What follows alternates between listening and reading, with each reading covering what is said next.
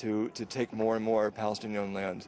Back in the United States, a new analysis of the environmental toll from Hurricane Ike says at least 500,000 gallons of crude oil spilled into the Gulf of Mexico and other areas of Louisiana and Texas. According to the Associated Press, nearly 1,500 polluted sites have yet to be cleaned up. And the peace activist John Hogan has died at the age of 73.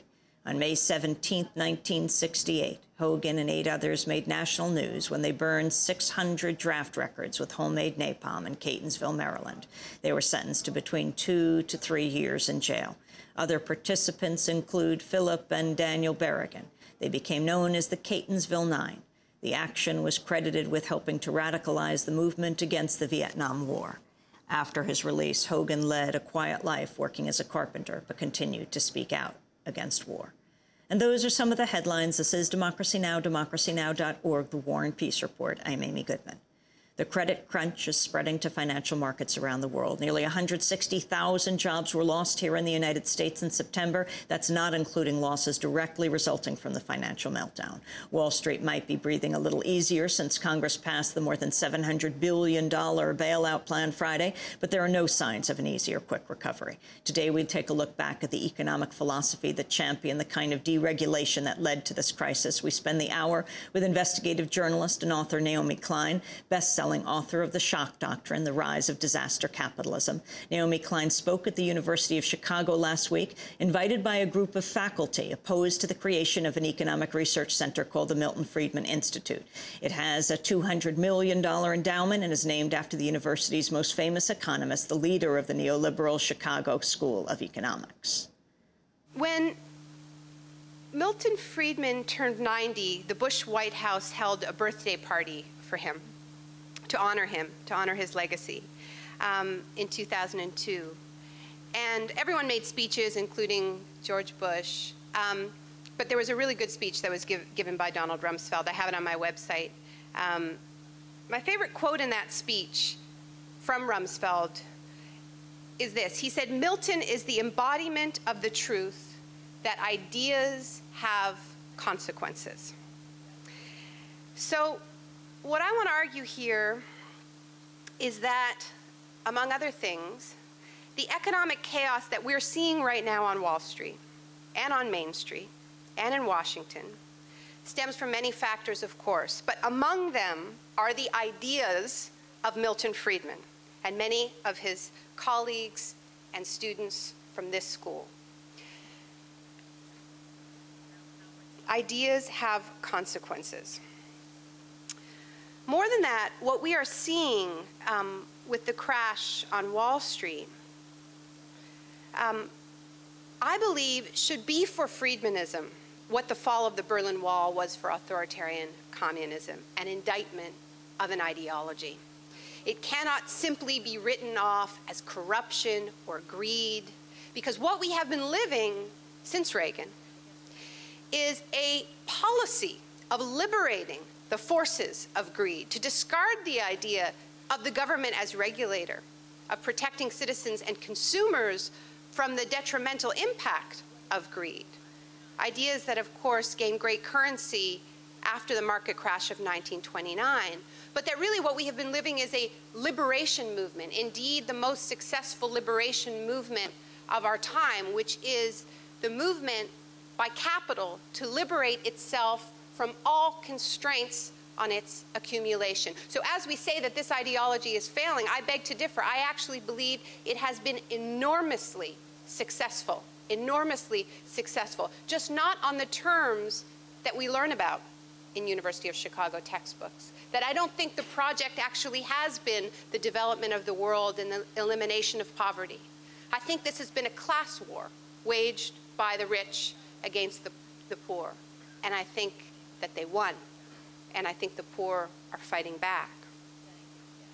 This should be an indictment of an ideology. Ideas have consequences. Now, people are enormously loyal to Milton Friedman for a variety of reasons and from a variety of sectors. You know, in my cynical moments, I say Milton Friedman had a knack for thinking profitable thoughts. He did. His thoughts were enormously profitable. And he was rewarded. His work was rewarded. I don't mean personally greedy.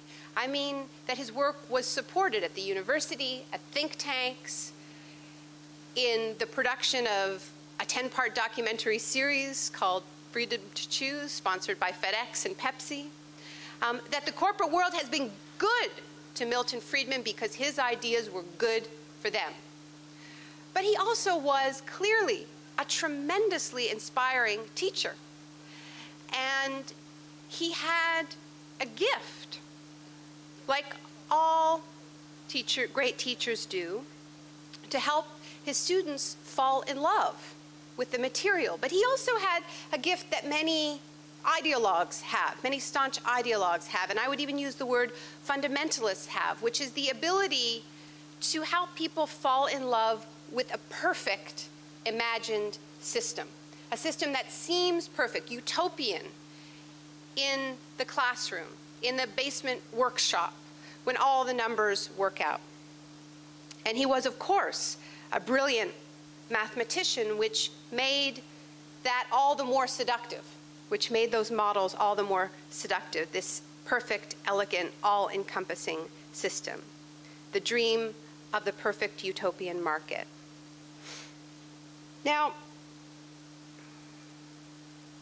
one of the things that comes up again and again in the writings of University of Chicago economists of the Friedman tradition, people like Arnold Harbinger, is this appeal to nature, to a state of nature, this idea that economics is not a political science, not a social science, but a hard science on par with physics and chemistry. So as we look at the University of Chicago tradition, it isn't just about a set of political and economic goals like privatization, deregulation, free trade, cuts to government spending. It's a transformation of the field of economics from being a hybrid science that was in dialogue with politics, with psychology, and turning it into a hard science that you could not argue with, which is why you'd never talk to a journalist, right?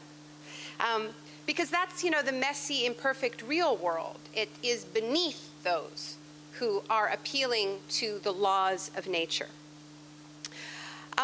Now, these ideas in the 1950s and 60s at this school were largely in the realm of theory. They were academic ideas, and it was easy to fall in love with them because they hadn't actually been tested in the real world where mixed economies were the rule. Now, I admit to being a journalist. I admit to being an investigative journalist, a researcher, and I'm not here to argue theory. I'm here to discuss what happens in the messy real world when Milton Friedman's ideas are put into practice. What happens to freedom, what happens to democracy, what happens to the size of government, what happens to the social structure, what happens to the relationship between politicians and big corporate players. Because I think we do see patterns. Now, the Friedmanites in this room will object to my methodology, I assure you, and I look forward to that. They will tell you when I speak of Chile under Pinochet, Russia under Yeltsin and the Chicago Boys, China under Deng Xiaoping, or America under George W. Bush, or Iraq under Paul Bremer, that these were all distortions of Milton Friedman's theories, that none of these actually count when you talk about the repression and the surveillance and the expanding size of government and the intervention in a system which is really much more like crony capitalism or corporatism than the elegant, perfectly balanced free market that came to life in those basement workshops. We'll hear that Milton Friedman hated government interventions, that he stood up for human rights, that he was against all wars. And some of these claims, though not all of them, will be true. But here's the thing. Ideas have consequences. And when you leave the safety of academia and start actually issuing policy prescriptions, which was Milton Friedman's other life, he wasn't just an academic, he was a popular writer. He met with world leaders around the world, China, Chile, everywhere, the United States. His memoirs are a who's who. So when you leave that state safety and you start issuing policy prescriptions, when you start advising heads of state, you no longer have the luxury